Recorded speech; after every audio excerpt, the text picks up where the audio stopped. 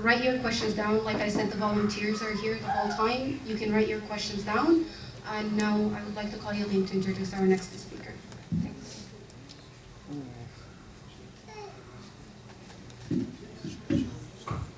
Assalamu alaikum. So I'll be introducing our last speaker of the day, Dr. Mustafa Khattab. So Dr. Mustafa Khattab received his PhD, MA, and BA degrees in Islamic Studies in English with honors from Al-Azhar University in Egypt. He has served as the Imam of Canada's first Mosque Al-Rashid in Edmonton, as well as other Islamic centers both in the USA and Canada since 2007. He has lectured Islamic Studies in English at Al-Azhar University and Fulbright Interfaith, and is a Fulbright Interfaith Scholar. Dr. Khattab is the author of The Nation of Islam and contributed to the Encyclopedia of Muslim American History. He has recently completed the first thematic translation of the Quran called the Clear Quran, and he is currently the Imam of the St. Catherine's Mosque and Noor Masjid. So I'll turn it over to Dr. Mustafa Khattab. Assalamu alaikum. So I like to stand up as I talk. This is something I learned from my father as we used to work in the farm. You can't work as you are seated, you have to stand up. So to honor my father, I gotta stand up. And I also got a warning for the brother who's taking video. I'm gonna be your worst nightmare because I'm gonna be moving a lot. So, okay. So first of all, inshallah, I'm gonna be speaking in English, and at the end, I'm gonna give a summary in Arabic because of the time constraint. Sexuality is part of our lives, whether you like it or not, whether you accept it or not. I call it the elephant in the room, or the closet, whatever you call it. So it is an integral part of our lives. You see it around you, whether you watch movies, even when you play cartoons for your kids, there are pop-ups, the advertisements, and their sexuality and all these things that they see, even at a very young age. They walk in the streets, summertime, it's a nightmare. They see women half naked and all these things. This is the reality. Summertime, wintertime, alhamdulillah, right? Everyone is wearing niqab in summertime. Muslim, non-Muslim, male, female, it's not a big deal. But summertime, shayateen are everywhere, right? In advertisements, it's everywhere, right? They cannot sell anything in this culture. I'm talking about the Western culture in general, and it's also coming to our Muslim culture in Muslim countries. You cannot sell anything without having a woman in the front or in the back. Whether we're talking about a Cadillac car or we're talking about a candy bar. You gotta have a half-naked woman sitting on top of it, right? You go to schools. I go to Brock once a month, as a Muslim chaplain, so it's once a month, but still my head is about to explode when I walk in the hallway to go to the chaplain room to talk to the Muslim students. And I feel sorry for my brothers and sisters who go there and they're single about the things they see everywhere. It's very hard. So, subhanAllah, I always pray for them. It's hard for a married person to be in this environment. So what about those who are singles? It's part of our presence in this culture. It's part of our survival as human beings. Sexuality is the main reason why we survive as a race. Allah subhanahu wa ta'ala put this into us, males and females, that we have this inclination toward each other, and this is why the race keeps going. Reproduction and all these things. So it is there.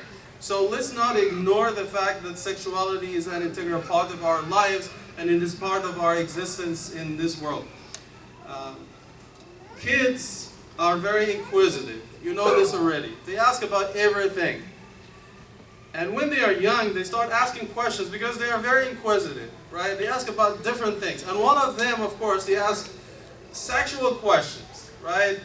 I myself was very inquisitive when I was young. In grade 1, I remember I used to go to school in Egypt, and grade 1, and we had the winter break, and after the winter break, I saw I don't remember if it was the Arabic teacher or religion teacher.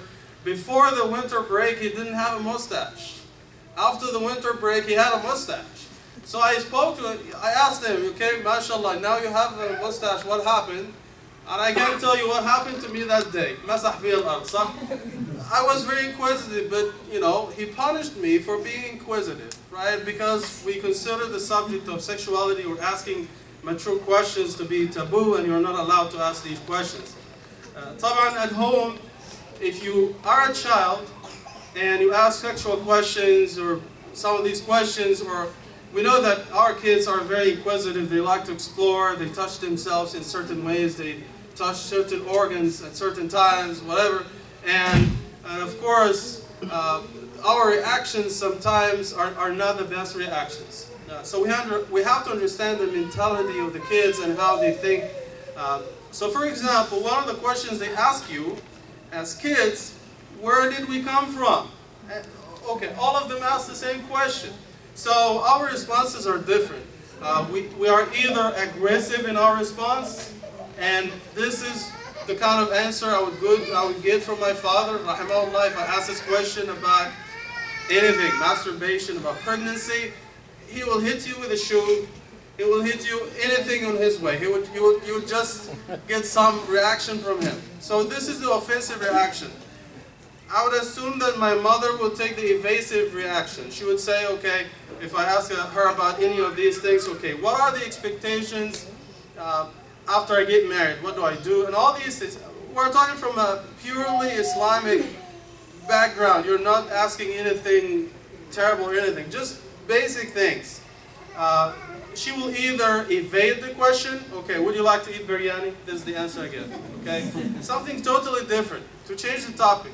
Or she will just faint, like in the case of some mothers, she will get a question about masturbation, pregnancy, what do I do in my wedding night?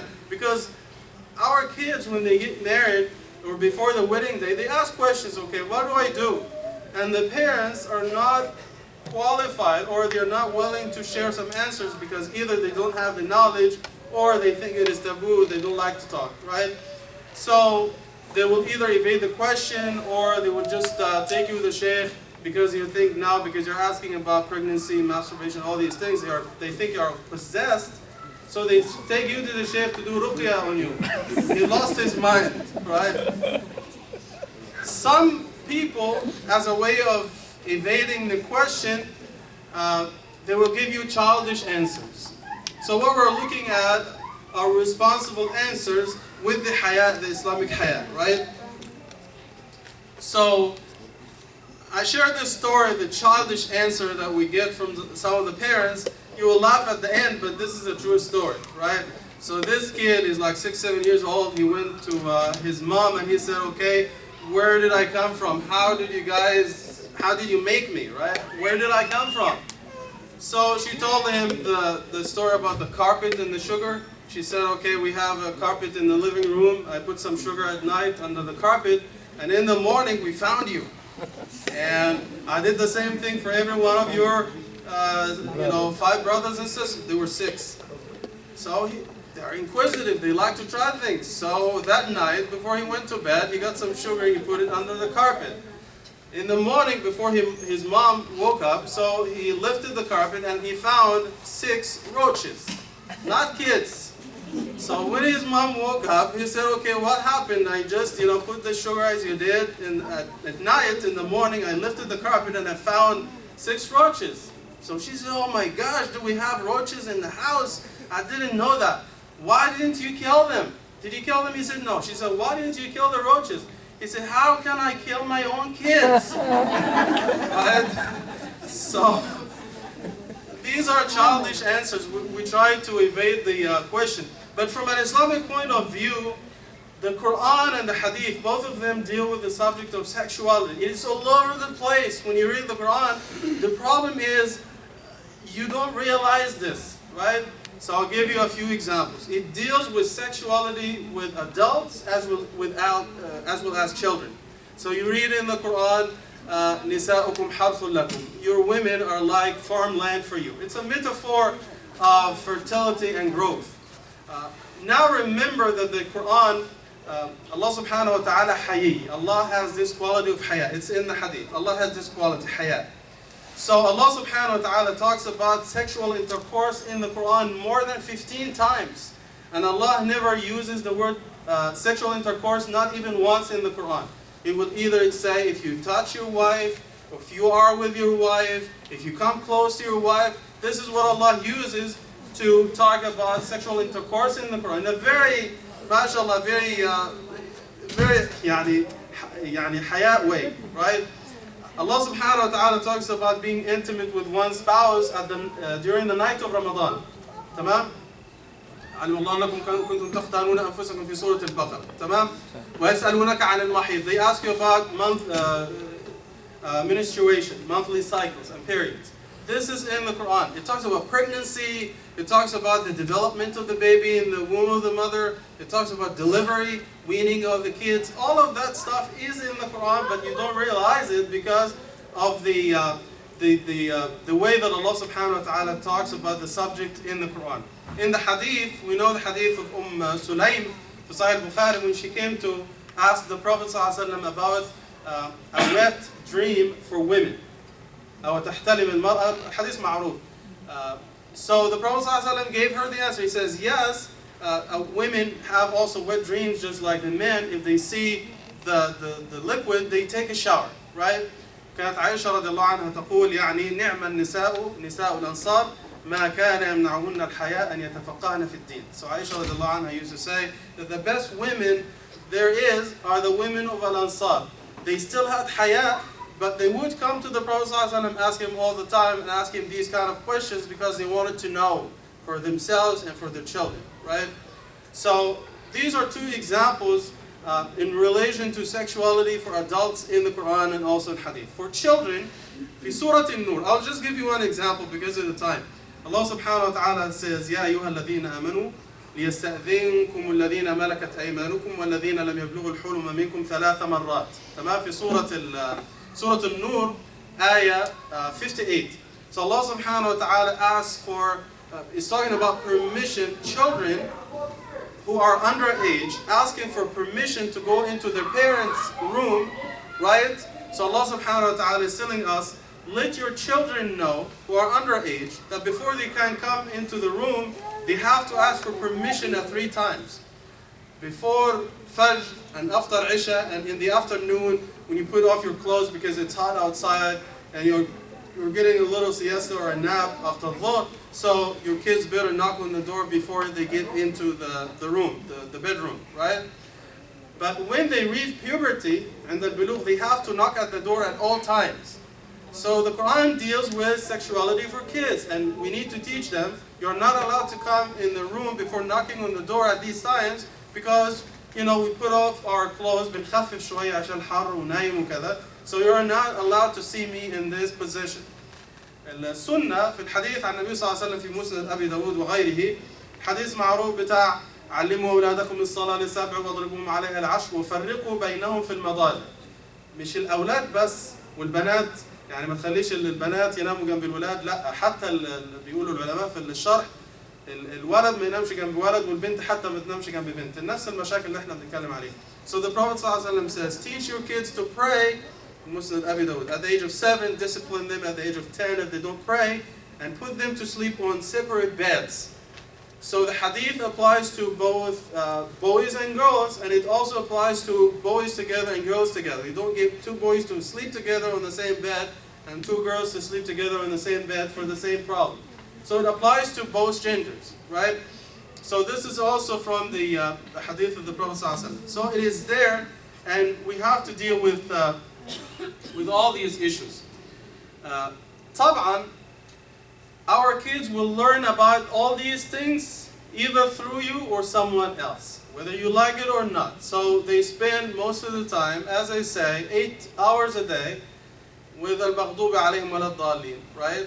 So, and they teach them all sorts of things about shirk, about Isa, about homosexuality, whether you like it or not. This is the reality. And they learn from their children, and they learn from movies, and they learn from games. If you're not playing your role as a parent, then you don't cry at the end. So you have a role to play as a parent, you have to teach your kids as well. And as the brother said, there are different stages in our lives. There are childhood, when you reach puberty, and as an adult. طبعا, at a young age, you need to teach your kids about you are a boy, you are a girl, you are not allowed to wear this or do this, and you need to teach them certain things. Just like in the ayah, before they come into your bedroom, they need to knock at the door at these times. When you are in the in the bathroom, they need to knock, if the door is locked, they need to knock on the door before they get in. Because in some cases, they just push the door and they go inside. So you need to raise this awareness in the children and teach them at a young age. Also, when they reach puberty, I do counseling all the time, and I talk to youth and adults about certain things. And sometimes when I give fiqh halaqas and I talk about the basics, and some people start to complain, well, some of the halaqat are very basic. I'm telling you, because I get these questions all the time from brothers and sisters. They are adults, but they don't even know the basics. And in some cases, their salah is not accepted because they don't know the basics. How can I ignore these things? I'm going to give you one example. One of the brothers who has been married for so many years, he came to me, and I have to say this because this is the reality. He thought when he had a relationship with his wife, if there was no ejaculation, he didn't have to take a ghusl, a shower, before he can make salah. So he thought, if there's an intercourse, there's no ejaculation, I just make wudu and I pray. And he had been doing this for so many years, and I told him, well, technically your salah is not acceptable, but you were ignorant of the ruling. Allah will forgive you. You don't have to make them up again, because in fiqh we have this ruling, بِيَسْرِ الْحُكْمِ مِنْ وَقْتِ الْعِلْمِ. The ruling applies once you know about it. What you did in the past is forgiven, because ignorance is an excuse in Islam. Also, we need to teach our youth about tahara, about masturbation, all these things. We study these things in fiqh in a very technical way, but also we need to talk to them about these things. Some of the youth, and I got this question from at least 2 brothers, they told me, and I have to be honest and straightforward with you, they thought that if someone masturbates during the day of Ramadan, they just continue, maybe they take a shower, whatever, but they continue their fasting is okay. They don't know that this practice invalidates the fast and you have to make up the day after Ramadan. They don't know, right? So they end up, they pray, they fast, whatever, and they're losing the reward, or maybe their fasting is not acceptable, or their salah is not acceptable because they don't know how to purify themselves properly. So this is part of the sexual education that we should teach from an Islamic perspective. Also, when people get married, before they get married, they need counseling, they need some information from their parents and also from the masajid and the fiqh halaqas about the rights and the obligations of the husband and wife, how to approach your wife, how to approach your husband in a certain way, and this is all mentioned in the Quran, what is acceptable, what is not acceptable, because people don't know. Things that you take for granted, things you think are acceptable or not acceptable, people have no idea what is going on. The fact that you go to the masjid, you learn certain things, maybe you read on your own and you learn. A lot of Muslims, they don't even know the basics, right? And this is why when we give the talks, we talk about the basics and we talk about some other things. I'm going to conclude with this because I don't want to keep you for a long time. We as parents, we have to talk to our children. This is a key solution to all the problems we have. We have to realize that we live in a non-Muslim country. This is not Sudan, this is not Cairo, this is not Beirut, this is not Karachi. We have to realize this because we as parents, we live here and we think we live with the back home mentality. We think that we are good people and we think our kids will be like us. Well, you don't know anything about Prophet Nuh. He was a prophet. He made da'wah for 950 years and his son was kafir, his wife was kafir, right? So we don't take anything for granted. You just do your part and Allah, hidayah is in the hand of Allah subhanahu wa ta'ala. So you need to be talking to your kids. The examples are so many in the Quran. For about 3 khutbahs I was talking about the relationship between Luqman and his son. وَإِذْ قَالَ لُقْمَانُ لِابْنِهِ وَهُوَ يَعِظُهُ في Surah Luqman, Surah 31, ayat 12 to 19. Luqman said to his son as he was advising him. So he's talking to his son about Tawheed, he's talking to his son about his parents, about Salah, dealing with other people, ibadat, muamalat, the relationship with Allah, the relationship with the people, interaction, how to talk, how to walk. He's teaching his son everything. And this is the father, right? This is the point the brother was emphasizing, not the mother. You will see Yaqub talking to his son Yusuf, and They were so close that Yusuf alayhi salam, when he had the dream, the vision, he didn't run to his stepmom because his mother passed away before. So he went to his father straight. He didn't talk to his brother. Straight to his father. He had the confidence that his father would listen to him. He had the confidence that his father would give him the right advice. You see in في سورة البقرة ووصى بها إبراهيم بنيه ويعقوب. You see Ibrahim alayhi salam and Yaqub talking to their kids about Tawheed and so on and so forth. We have to talk to our kids in their childhood, in adulthood, even as they grow. When they reach puberty, you need to talk to them. You need also to understand their background. That when our children reach puberty, they change a lot. They change not only physically, but also psychologically, right? Physically, we know what happens. A boy will have a very coarse voice. This is how they speak, right? Where the girls, they are more gentle when they speak, the physical changes and so on and so forth. But also psychologically, they are very temperate. They are not stable. They change all the time, right? So even when they become rebellious when they talk to the parents, and you think, oh, my son doesn't have any respect for me, I'm going to disown him, I'm going to throw him in the streets. Well, it is not about disrespect. This is the psychological stage they go through. So when they reach 18 or 19, they're going to slow down and they become stable emotionally on everything. One day they tell you, I'm going to go to the medical school, I want to become a doctor. This is in the morning. In the afternoon, no, I want to become an engineer. In the evening, no, I want to become a nurse. So they change every 5 minutes. The next day, I want to marry Su'ad. This is in the morning. Afternoon, no, I want to marry Sister Khadija. In the evening, no, I want to marry Sister Johnny, right? So they change their mind every 5 minutes, right? And also they are very overreactive. They overreact all the time. So they ask you to go out and spend time with their friends or neighbors next door. If you tell them, no, it's late now, it's 9:30, we have school in the morning, they overreact. No. You are ruining my life. I'm miserable because of you. And they start crying, right? I'm miserable in this life because of you, right? So they overreact and they blame you for everything. So this is the mental and the psychological change that our kids go through. I'm done. So the best solution is just to talk to your kids all the time, keep open channels with them, build trust between them. So when something bad happens or they have questions, because they are inquisitive, you are the first person they need to talk to. They don't have to go to talk to their maghduba alayhim wa ad-dallin friends for answers. They should get the answers from you. This is what I think. Wallahu a'lam. Jazakumullah khair. Assalamu alaikum. Jazakallah khair, Brother Mustafa Khattab. So I'd like to thank Dr. Mustafa Khattab, Sister Farah, and Brother Ahmad, inshallah, for all of the informative session that you guys gave today. And we'd like to actually open up the floor now for the Q&A session.